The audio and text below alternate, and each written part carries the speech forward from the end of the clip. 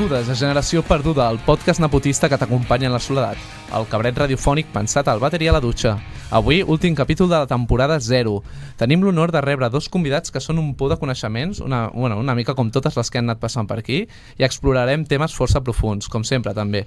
Però aquest cop li volem donar una atenció i una tendresa especials, perquè parlarem del trauma i del reconeixement que li donem, i parlarem d'educació i de la visió que tenim dels infants, si realment els donem la confiança necessària perquè puguin viure i créixer de forma saludable. Tot això avui a Generació Perduda, l'altra generació perduda, el bessó dolent, la generació perduda /podcast. Comencem! I just had to let them know it ain't the end of times yet. I know, but it's getting close. These demons really out to get you, so you better guard your post. There's certain things I could probably let go, but I can't let them take my soul. Nah, nah, nah, nah, no.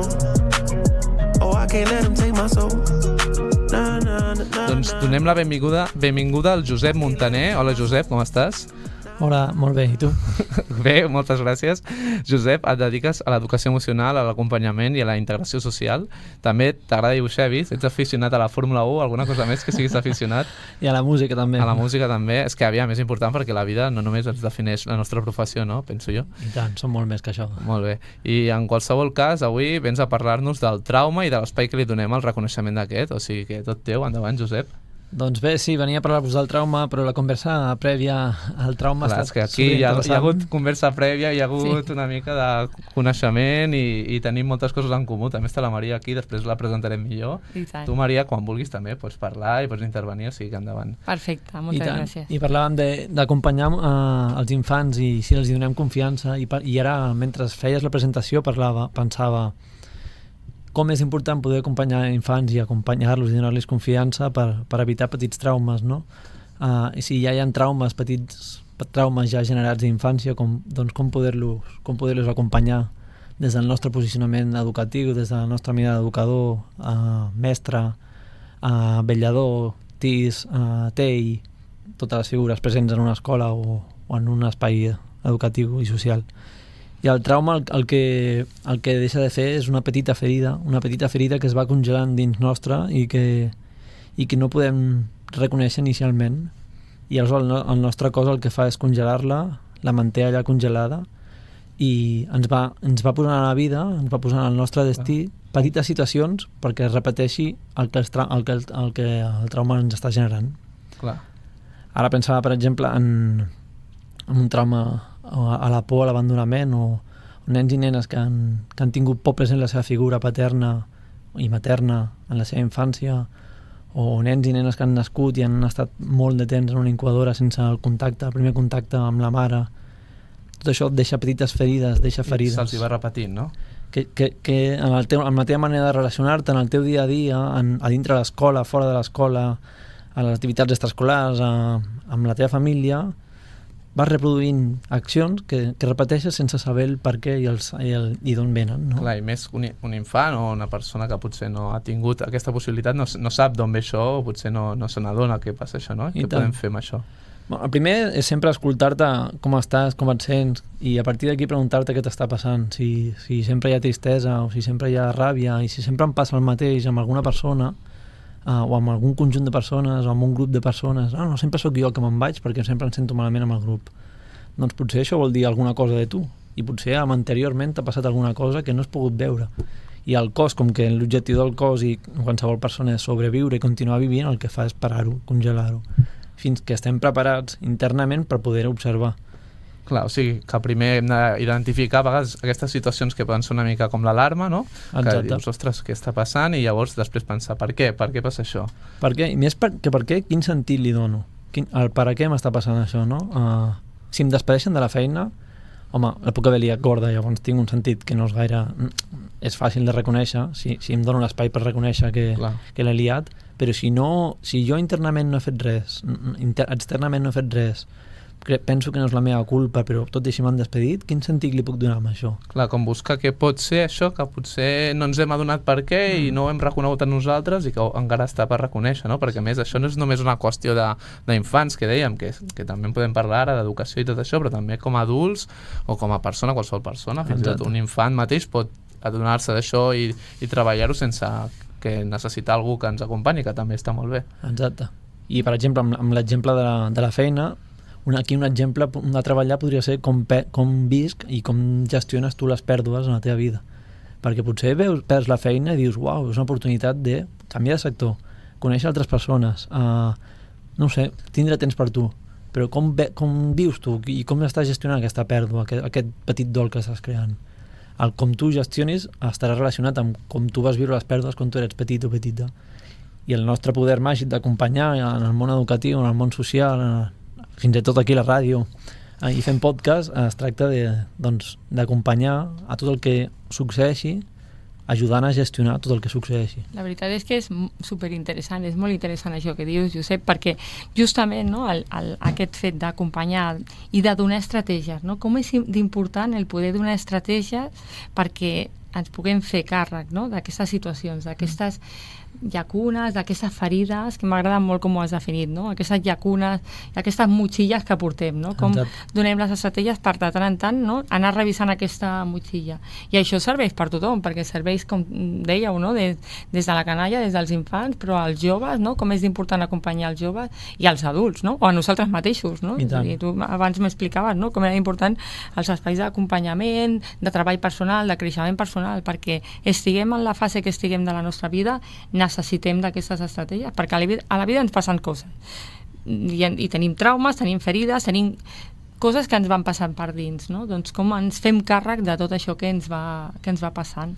I com, Maria, ja que ho mencionaves, com a educadores, com a pares, com a qualsevol persona que pot exercir aquest rol d'acompanyant, aquest rol de facilitador o facilitadora, com podem fer-ho, així breument? Jo crec que el primer és dipositar, i abans amb el Josep ho compartia, amb el previ, que ens ha donat per molt la conversa, és el com ens mirem a la persona. És a dir, des del rol educatiu, estiguis on estiguis al centre, que el Josep ha passat per diferents rols i en diferents espais, jo estic en una escola i ho veig en el meu dia a dia educatiu, el com ens mirem a aquests, en el nostre cas, nens i nenes, o joves, com ens els mirem, com els veiem, i com podem explicar, expressar des de la naturalitat que això que ens passa i que forma part de la vida i que segurament uns han tingut un destí o una manera un entorn i uns altres un altre tipus d'entorn, però que en definitiva l'important és poder-nos enfortir, poder tenir eines i estratègies per mirar la vida amb uns ulls de positius, amb uns ulls de voler avançar, amb uns ulls d'èxit, perquè al final estem molt condicionats en el com ens miren, no? O sigui, depèn de com ens miren, la nostra vida pren una orientació o una altra. I jo justament també volia preguntar-vos sobre això, perquè parles de... Estem condicionats per com ens miren, estem condicionats per allò extern. Volia preguntar una mica quins penseu que són aquestes limitacions que ens podem trobar, que ens estan impedint una mica que no estem donant espai a aquest reconeixement, que és allò que potser la societat, a la família, el que sigui, que potser ens està frenant i que no ens està ajudant a reconèixer aquest trauma. No sé què és allò que ens frena a nivell de societat, a nivell tan extern. El que sí que comparteixo és que tot el que jo poso fora, és a dir, tal com miro jo a l'infant, en realitat és com m'estic mirant també a mi com a adult, no? I si no sóc molt conscient de quines són les meves creences, de quins són els meus patrons, al final el que externalitzo és tot el que jo no tinc, el que jo no puc o no sóc conscient que hi està dins meu. Segur que hi ha 300.000 coses que ens frenen actualment, però també hi ha 300.000 coses que ens empoderen. Wow, i que ens ajuden a créixer, no? La importància és on fiquem el focus. Si tot el rato estic mirant, tota l'estona estic mirant amb allò que em falta, és que potser també miro el que falta davant d'un nen i també miro el que em falta a mi. Si estic mirant el meu potencial, no vol dir que no pugui mirar el que em falta, que m'ajuda a créixer. Però si miro el que em falta com una oportunitat, com una aspiració, no com un pes, la mirada, el canvi, la gestió, el com em sento és diferent. I si soc capaç de mirar des d'aquí, estic segur que soc capaç d'acompanyar un nen i una família, i un company, i un amic, i a tothom, i fins i tot a tu mateix d'una altra manera. I estiguis en el rol que estiguis, és a dir, siguis mestre o siguis, o el que tu deies, o gravant un podcast, que és superimportant. Al final, l'efecte transformador el tenim tots, i el tenim tots com a persones, com a éssers, com a comunitat, com a sistema. no? Al final tots formem part d'això i és que al l'adonar-nos que com això que deia el Josep, no? Que mirar-nos cap a dintre, analitzar-nos també a nosaltres, segurament ens dona molta informació d'allò que nosaltres projectem quan mirem als altres. Doncs, uau, m'encanta, parleu molt bé tots dos i realment vull quedar i vull fer extensible aquest missatge una mica de la mirada de l'abundància que el Josep ens estava transmetent, que hi ha 30.000 coses que ens frenen però també hi ha 30.000 coses que són oportunitats i és veritat que aquí potser podem fer a vegades un espai així de denúncia, però també és molt important aquesta mirada des de l'amor, des de l'abundància, des del que podem construir, no? Està molt bé que identifiquem tot allò que ens frena, però també és molt interessant, doncs vale molt bé, ja ho sabem, a partir d'ara construïm, no? Exacte. Pues molt bé. Sí. I bueno, doncs moltes gràcies, Josep, ha sigut superinteressant, vull que ho sàpigues. Esperem que puguis tornar més endavant, si vols, quan reprenguem aquest podcast, així que benvingut a la família. I bueno, com que sé que potser has de marxar abans, jo ja t'agraeixo doblement que hagis vingut. Si vols et pots quedar per aquí i si tens temps, que segur que també tindràs coses a dir interessants del que parlarem ara, perquè tu estàs ficat en això, com dèiem, en temes d'educació, i quan necessitis marxa lliurement, o sigui, un aplaudiment per ell, amigues i amics.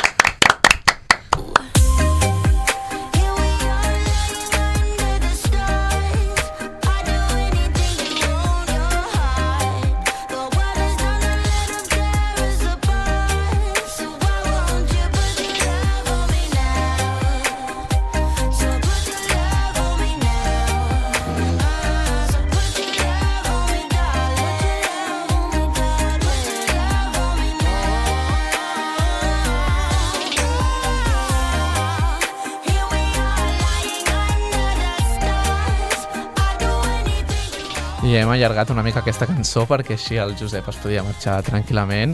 Aquesta cançó de Mama Zula que es diu Trust Me. Així que rebem avui també a la Maria, com dèiem, que precisament parlarà, no, de Trust Me, diu la cançó, doncs de generar oportunitats en la infància a partir de donar confiança. Abans, però, deixa'm dir, Maria, que tu tens una dilatada experiència en el món de l'educació, especialment amb infància en risc d'exclusió social, però també en tot el tema del lleure educatiu, i actualment ets la directora d'una escola de Sant Boi, no? Sí, correcte, de l'escola Amat Verdú, a Sant Boi. Molt bé. I, a més, això que dèiem, el món de l'educació del lleure també has tingut molts càrrecs i, bueno, segur que si alguna de vosaltres ha estat monitora o monitor fa uns anys, sobretot als Països del MECEC, heu sentit a parlar alguna vegada de la Maria, potser esteu reconeixent la seva veu i que la coneixereu també amb un nom que és Maria València. Normalment se't diu per Maria València sencer, avui et diem Maria només. I Maria, tenir-te aquí és un luxe, eh? Moltes gràcies per haver vingut, a més així una mica improvís d'última hora i, buah, que m'hagis dit que sí, per mi és un subidon. No, el luxe és per mi. Jo, de veritat, és que primer que no em podria resistir a dir-te que no, Carlos, però a part és perquè realment el que dèiem abans, no? El poder tenir aquests espais, de poder comunicar, jo trobo una iniciativa magnífica aquesta que teniu i de poder comunicar a través d'aquest tipus d'eines i crec que té molt de valor a nivell social, a nivell cultural, a nivell educatiu i per tant us felicito per la iniciativa i us agraeixo el poder estar aquí. Clar, és que això al final és el que volem que sigui una petita família i que sigui un altaveu de tota aquesta gent que teniu coses tan interessants a dir i missatges doncs, de construir, no? Que, com dèiem abans. I bueno, també volia dir que tu ets un perfil una mica més, direm, amb experiència més dilatada, per dir-ho d'alguna manera, i en sabidoria, que altres convidades que hem tingut, com el Josep, per exemple, o moltes altres, i llavors, bueno, tu de quina generació ets? Perquè tu no ets boomer, crec, però tampoc arribes a ser millennial, no? Llavors, no sé, clar, és que això és generació perduda, llavors aquí hem estat parlant altres capítols una mica aquest tema, i jo no sé com us hem de dir a vosaltres, els que sou més o menys de dècada dels 70, no? Més o menys. Sí, correcte. M'agrada això de l'experiència dilatada, m'agrada molt, no sé quin nom posar-li a la meva generació. No sé, sou com els innombrables, no tenim nom. Exacte, a la meva època ens deien que eren fills del baby boom, perquè eren fills d'un moment en el que tota la immigració, clar, deuen haver hagut molts baby booms, però clar. Tota la generació que va emigrar de diferents llocs. Boomer ve d'això, realment. Clar, exacte. Llavors, però devia ser d'una altra etapa, com dius. Però m'agrada això de dilatada experiència. Però a mi m'agrada que us tinguem una mica desubicats perquè és una mica el to d'aquest podcast, aquesta desubicació, o sigui que potser sou vosaltres la veritable generació perduda. I bueno, en qualsevol cas, merci per ser aquí i sense més dilació, Maria València, amigues i amics, de què ens vens a parlar avui? Ja ho hem dit una mica, digues. Doncs quan em proposaves venir aquí, jo hi pensava en aquest tema, no? del que parlaven, no? Justament de la infància en situació de vulnerabilitat social. No? Jo soc d'IRE, d'una escola a Sant Boi. A mi m'agrada dir que és una escola diversa, no? On tenim tot tipus de diversitat, que és com és el món. No? El món és divers, la societat és diversa i les escoles són diverses, i això és tan meravellós com autèntic, no? I és la realitat. Jo parlava i et comentava el fet de com projectem la mirada, una mica continuant amb el que deia el Josep, que com us deia m'ha semblat molt interessant, no?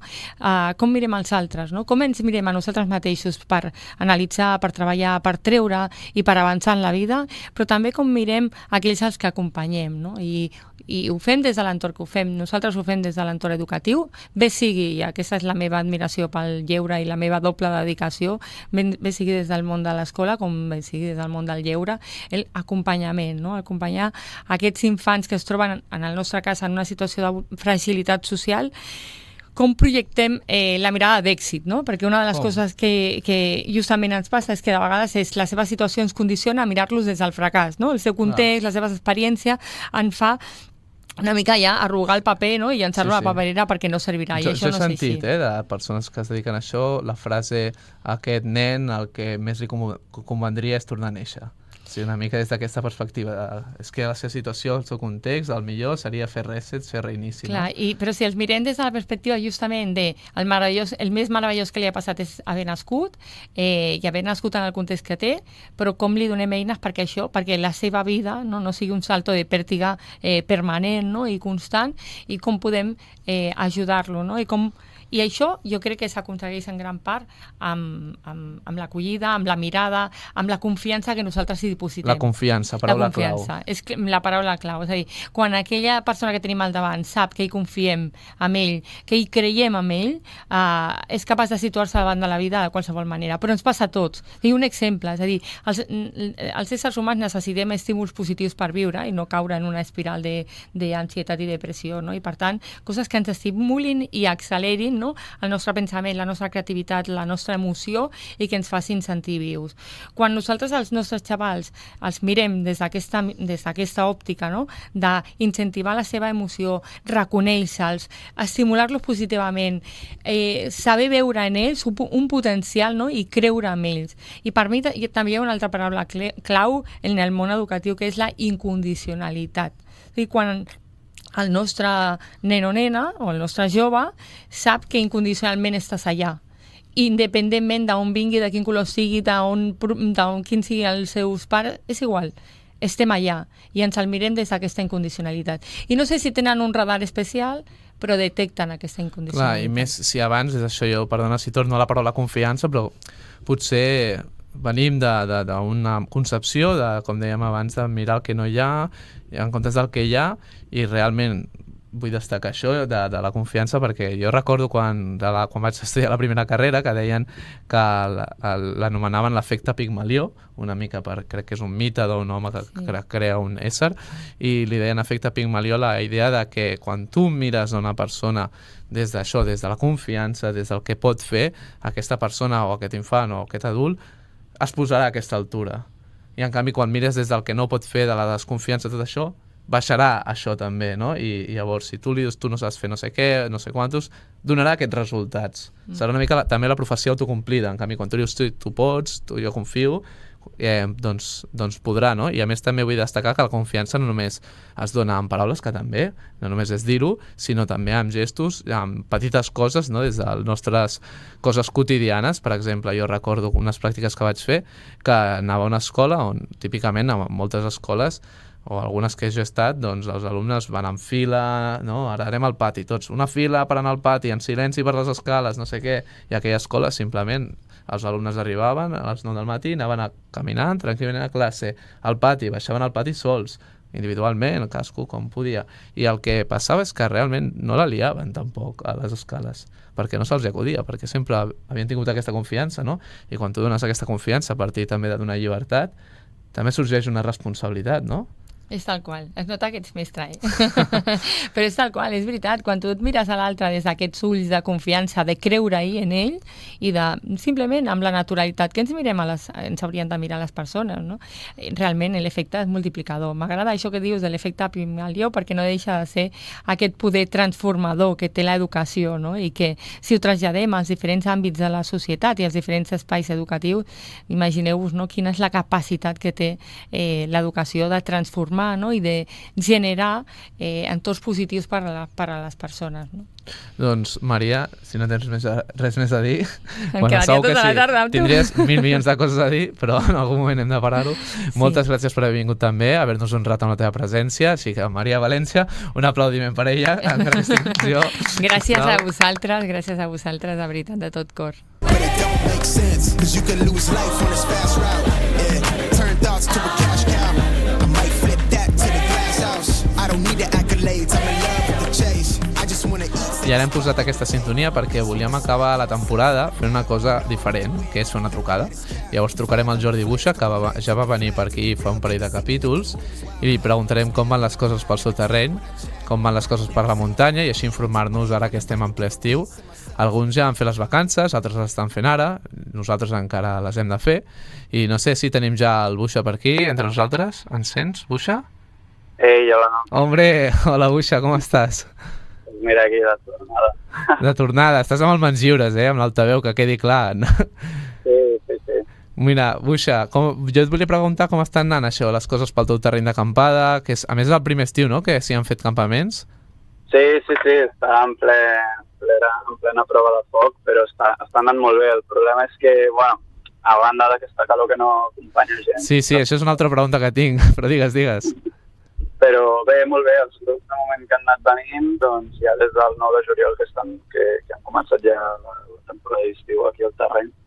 I de moment tots els grups prou bé, ja que tenim el llac i el riu al costat, doncs ja, doncs clar, es pot anar aguantant aquesta calor, però sí que durant el dia és aquí dalt, fins que no puges una mica al Sobirà, no refresca una mica. Sí, Déu-n'hi-do.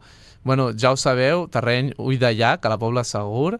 Avui que mencionàvem abans el lleure, els centres de lleure com els Caus i els Esplais. Maria, si algú et pregunta, pots recomanar el terreny Ull de Llac a la Pobla Segur. Buixes, que està aquí la Maria València, és una persona molt important, ha sigut en aquest món.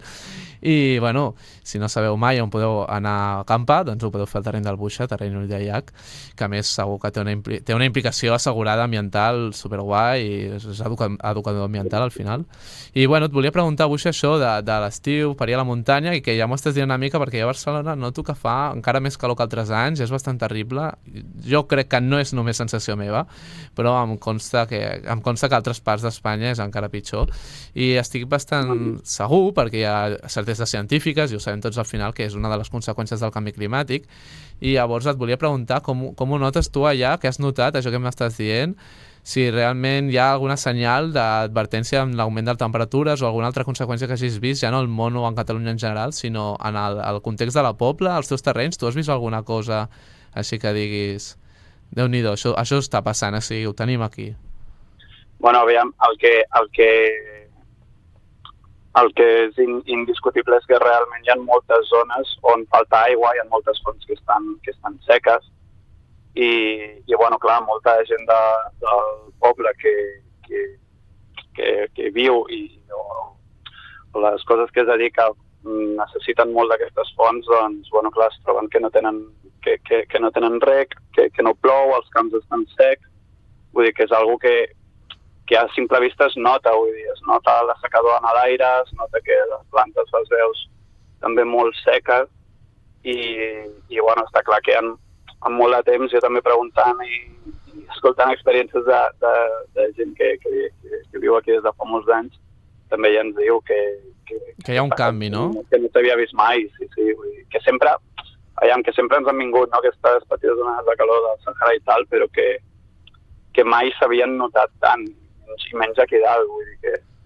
Sí, és que està passant. Realment, l'altre dia vaig veure un reportatge que deia que l'any passat a Canadà hi havia hagut un poble que havia com no explotat, però havia començat a cremar de sobte per la calor, o sigui, els arbres, les cases van començar a cremar per la calor, perquè va ser un fenomen estrany, però és que clar, el canvi climàtic, entre altres coses, provoca que cada cop hi hagi més fenòmens adversos cada menys temps, no? Perquè era una cosa que només passava un cop cada 10.000 anys o cada 100.000 anys.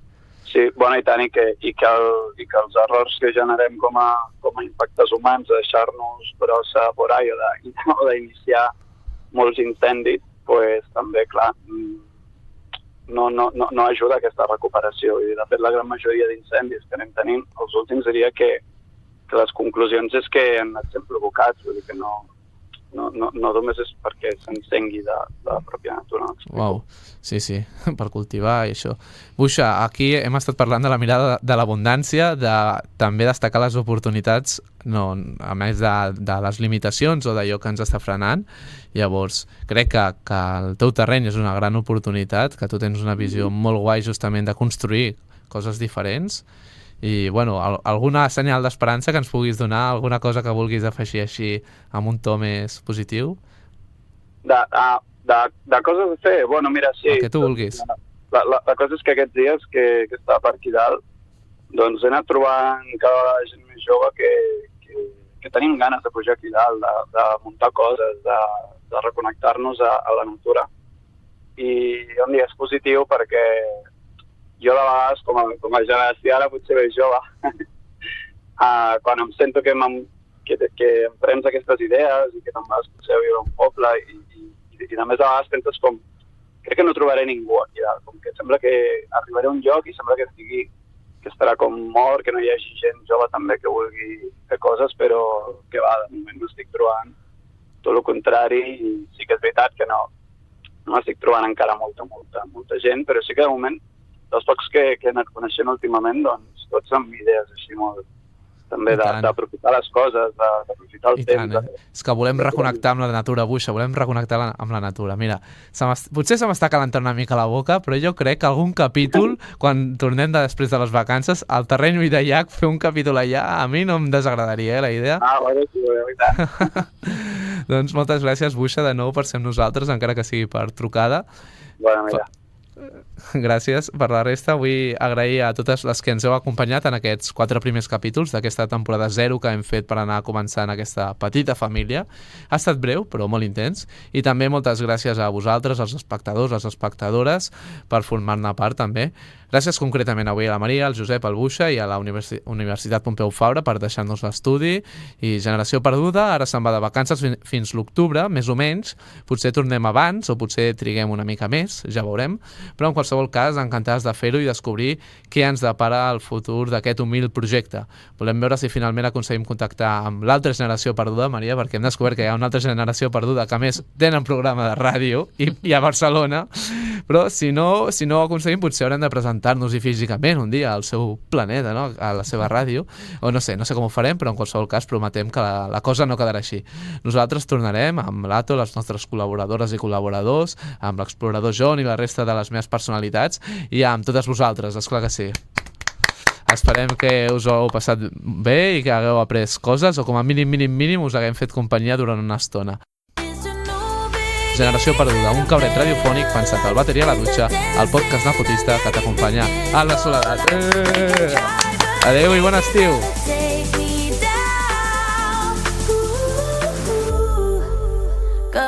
I'm not afraid, I'm not